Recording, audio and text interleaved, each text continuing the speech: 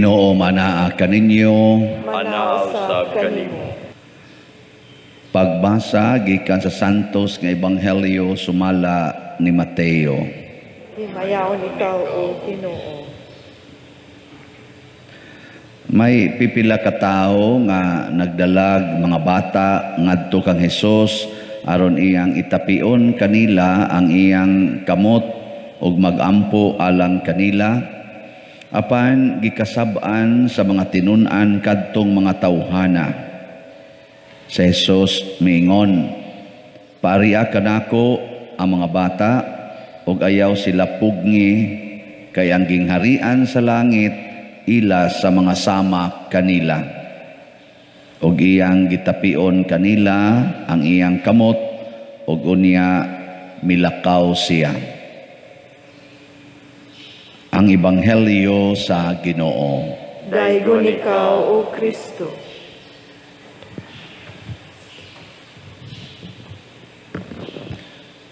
Nganong ang bata labi na ng mga 2 years old or 1 year old or 3 years old, kung anha natas karsada maglakaw, kuptan man sa mama, nga naman, or sa guardian, nganong kuptan man ang kamot? Tungod kay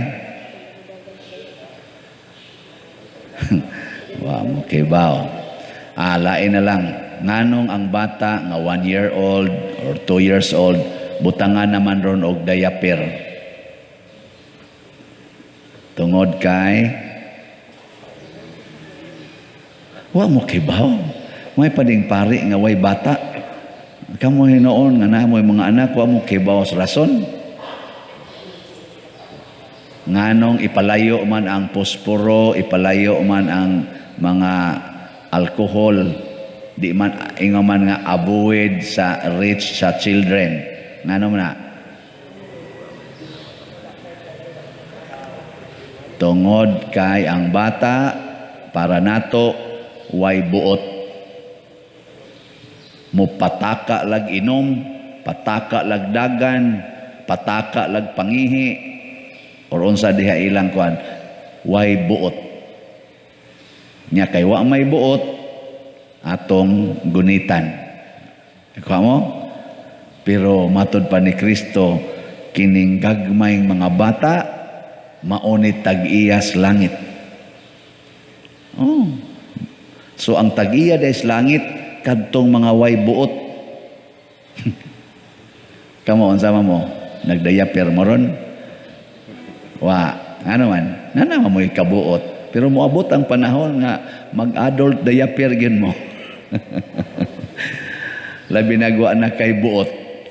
Kana bang maparalyze na ka, unya vegetable na, o ana, wa naman kay buot ana.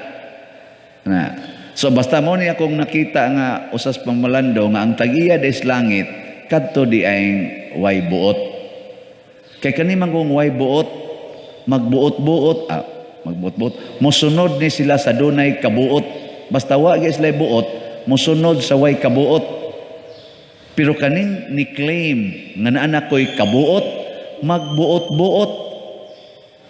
Kana bang kusog ay mo claim nga naa ko'y buot, kamaon ako, naa ko'y knowledge, magbuot-buot dayon. Maubitang magbuot-buot ag kis-kis sa kilay, paputi anang naong, pakulor anang buhok, kay naa naman kunuhay tay kabuot.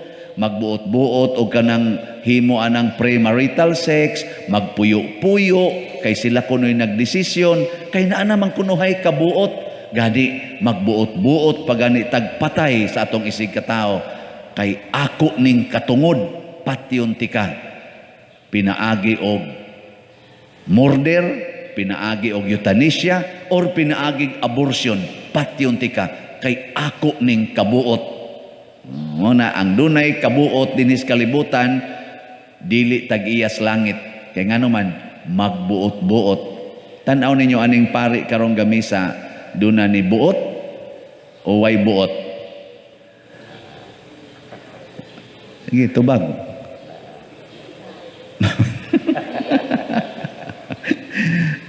Sige, sulti ron diag bati, di ba? Baan yun ka. Una, sugod karon, kinahanglang magpakaway buot na ta. Ha? Ingna na ang imong tupad. Ingna na kay buot o way buot. Ingna tupad ba yan? Na kay buot o way buot. Nga may yung ganun siya, kadako na nako'y buot. Kapitan gug ko, maestra gug ko. Wa ko'y buot. Unsa na ko pagdaan ni ako mga estudyante, ni akong barangay. Saan ako pagda? Ingno sa kunimo, ikaw pa der, na kay buot. Nayabag ka diya, ordinahan ka ako pagkaparig, wa ko'y buot. Human magilan ako ng seminaryo, gani pila kadugay na namong sigig eskwela dito. Wa pa ko'y buot mo, pasar ka ko. Human magani ko sa akong specialization, licentiate. Yang moingon pa yun, honor manggay ko. Wa pa ko'y buot. Mahimo ka na nako. Mana dayon. Pero ang gustos Ginoo ha, hinumduman nato ingos Kristo, kinahanglang mahisama kamo niining gagmayng bata pasabot wag tanga ang inyong kabuot ug sunda ang akong kabubuton. Mao na nga ang tudlo niya nato sa amahan namo unsa man matuman ang imong pagbuot dinhi sa yuta maingon sa langit. Mo claim na kitang naatay kabuot, supako na nato ang kabubuton sa Dios. Din atamutuman, maubitan ng inyong mga anak, sigihan niyo glatos, ana dayon. Igabot og 18, 20 ang edad, tanawa, mutuman pa ba ninyo? Moingon na iglatos nimo, latoson ti ka. Sige, suway. Pakasama ko nimo tungop ako'y buot, sa tanaw nimo nako. Bata lagi akong gamay. Ano, suko na. Di ba? Uy, wag. Ang muna diri sa atong unang pagbasa, gipahunat og maayo ni Josue. Sa mangyod? Sa mangyod? Mualagad mo sa Ginoo? Sige ito. Mualagad mi. Pasabot, og dako na ta, kita na mo desisyon nga magpakaway buot at tubangas Ginoo. Ang bata, automatic na nilang wa sila buot, pero kita nga dako na, desisyon na nato nga magpakaway buot aron kita tudluan, agakon at imanon sa Ginoo. Nya mutuman ra gid tag unsa iyang isulti. Ambot og gisultihan baka to si San Maximiliano nga sa diha na sila prisuhan. Mao man to mga Nazis sa una, di ba? German ba, Nazis. Patay man gito. Basta masipyat ka, magustuhan lang ka sa guard, lami patyo ning naong ada. Pusilo na yun ka. Wa may priso, wa may kaso. O dito sa concentration camp, sigig yung pinatyanay. Basta wa kang mauyo ni patay na yun. Maingoron ang katong ilang leader, gusto ko ron mo tanaw og inyong tao nga panitan. Ay ganahan kay ko ana. Ako ani ko kare-kare nyor. Ciao kana. Panitan ni ka. Bisag wa pa kay dakong nahimong sa kay gusto lang sila ana. Mao man na ang mga batasan sa ato isig katao.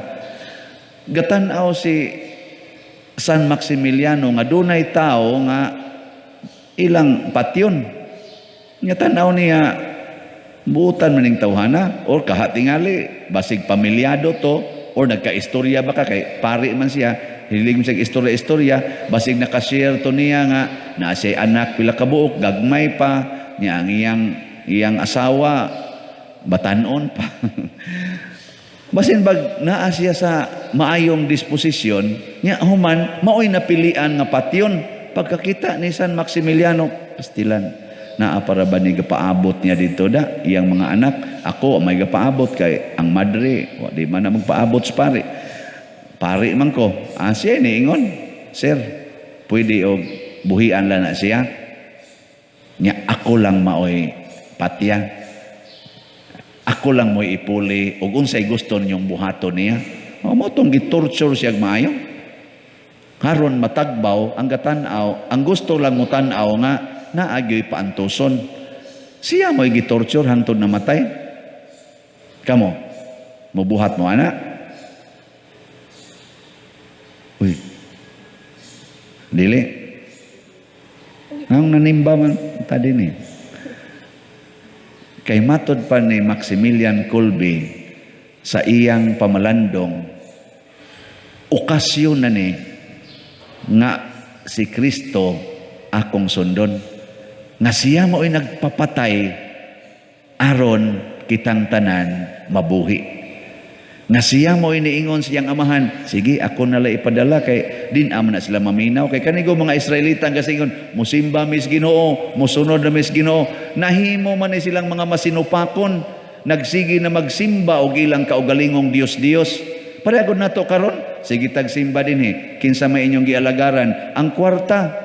Sige tagpangitaan ang kwarta gi atong gipangita. Dinhi lang kadaghan atong magsige lang pader, tabangi ko kwarta gyud. Ngano man nasakit ko. Ngano mangita ang kag kwarta nasakit ka? Insya, kinahanglan magug ko operahan, kinahanglan magug ko tambalan. Wa man ka kay kwarta ngano magpa-opera man ka? Pader mabuhi sa tapader. Nako ang kwarta di mo naghatag og kinabuhi. Pero wag ginangayo na ko, pader, tagaay ko Ginoo, pader, tagaay ko Ginoo, be, tagaay ko Ginoo. Wag yun. Wag gani nagpatambag na ko, ditso yung pangayog kwarta, masuko pag di tagaan. Bisag duha lang ka kilong bugas, pader. Wag yung kay ikahatag, ako masang sungog-sungogon. Hika sa ning paria, kumkum ng tanang kulikta diya. O say lapot ninyo, ako may gadupa-dupa dire. Karabang kwarta gyud pangitaon, kwarta gyud. Murabag ang atong Dios, ang atong manluluwas, kwarta nya ang idiktar sa kwarta mao gyud sundon. Bahala nagmoingon ang kwarta, ibaligya ning mga drugas, patya ning bataa, patya ning tawhana, himuon ti kang tirador, makakwarta lang ka, puki kayo. Bahala na. Ibaligya ng imong lawas, kay nindot makaglawas, gwapa man kay ka. Naglaway naman ang nagtan-aw nimo. Dihas TikTok, apil na nang nagwali mo, tanaw sa nausahay. Baligya ng imong lawas, mahali na. Baligya sa dayon. Kadaghan anang namaligya karon. Kapaliton kita usahay. Arang inana ba? Nga naman, kay ang gadiktar ang kwarta. Buwagi ng imong bana, buwagi ng imong asawa, kay gahasol-hasol na nimo makahurot na sa imong kwarta. Kanang imong banang bisyoso, buwagi na kay makahurot na sa imong kwarta. Ikay nagtrabaho, siya mo bisyo. Buwag ganda yun. Yan sa may gingos Ginoo, for better or for worse, for richer or for poorer, in sickness and in health, till death do us part. Tuo man kaana, tuo man kaana. Kabuang ranas mga pare. May manggugkin sa igasuwat anang Biblia, mga tao raman sad. Sana. Sakto? Og mauna ni ang modernong mga Dios-Dios. Sige tag-ampo matuman ang imong pagbuot dinhi sa yuta, maingon sa langit. Lip service na lang na. Lip service. Di na kay tamutuman kay ang kwarta na atong gisunod. Tanawan ng mga tao nga wa mo sunod sa kwarta, may palit dahil sa atong slot. Ikaw pa din, nganong namaligya masad ka? Wa man ko mamaligya aron makakwarta. Namaligya kog slot aron mabuhat ang gimugna nga kapilinha sa atong archdiocese in honor sa Our Lady of Fatima. Kay ning offer man ang Portugal nga magbutang og replika sa lain na sang mga nasod. Ikaupat nga replika. Dili ni kita mo ay makakwarta ani. Dili ako na maligya ta aron makakonekta ni Mama Mary, aron makahatag tag okasyon sa mga tao nga muhatag para sa dako nga katilingban nga gitawag natog simbahan, ang katawhan sa Dios. Unya naamay namalit. Karon nga panahos pandemic, namalit sila niini. Kay daghan-daghan biya sa tagibaligya, ambot di ba kani abutan sa pagkapanos. Karon hotcake pa man ni karon. Di ba kata mapulag pinalit ani. Ang atong gipamaligya 29,500 slots. Tag 1,000. Pila na may halin nato ron. As of yesterday ni abot nag 832 atong halin. Di ba? Man mo malipay ato kang daygon ang Ginoo. Klaro kayo, wa jud kapalit, wa gyud mo kuan. Dahil na malit mo ay kilham na ko yung mga naong na may pipila yung nakapalit na. Pero na uban, sige lang yung duko-duko. Ilang pa dire. Kaya di ni kabubutos, Ginoo mo palit ko karon. Ano sa kang palit siya? Sunod tuig. Oy, mahurot na ni karong September 8 mo atong target kay ato ning birthday gift ni Mama Mary nga. Mama Mary, among birthday gift nimo magtinabangay mig tukod aning kapilinhab, makuha gini namong 29,500 slots. Matukod aning imong kapilinha. Bahalag mga matay miig human. Total ang among sunod nga generation naa sila'y dumdumon og mahinomdom sila nga duna di ay apparition, one of the greatest apparitions sa Our Lady Mother Mary, mao di ay ang Fatima. Di ba? Naman say Lourdes, na say Guadalupe, ana, mga great man nga apparitions, pero usa day ni ana ang Our Lady of Fatima. Kanindot anang magbilin ta og handumanan sa atong sunod nga generation. Muna doon na sila handumon sama ni Josue ang among katigulangan. Sige gitog simba diya sa kanaganing San Vicente Liluan kadto sang anhing Siano, kadto pari man to. Sige gitog pamaligyag slat ang naong ato murag slat. Pero tungod sa iyang pagsigig pamaligya ang mga slats, nakahimo to og tabang dako sa kapilinha nga kanarong atong pagaduaon diha sa Takop San Remigio. Di ba inana?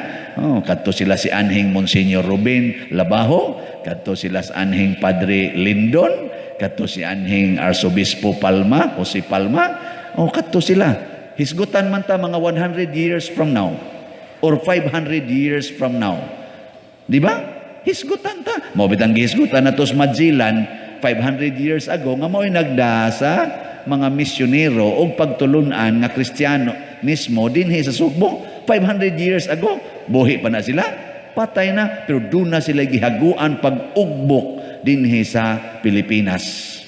O gipakamatya nila ang maong pag-ugbok. Si Maximilian Kolbe atong gihandom 1941 pa to namatay. Wa ano patay na siya. Hangtod karon gihandom na to kay doon na siya gibilin nga nindot kayong pagtulunan nga atong pwedeng handomon og ato sang sundon.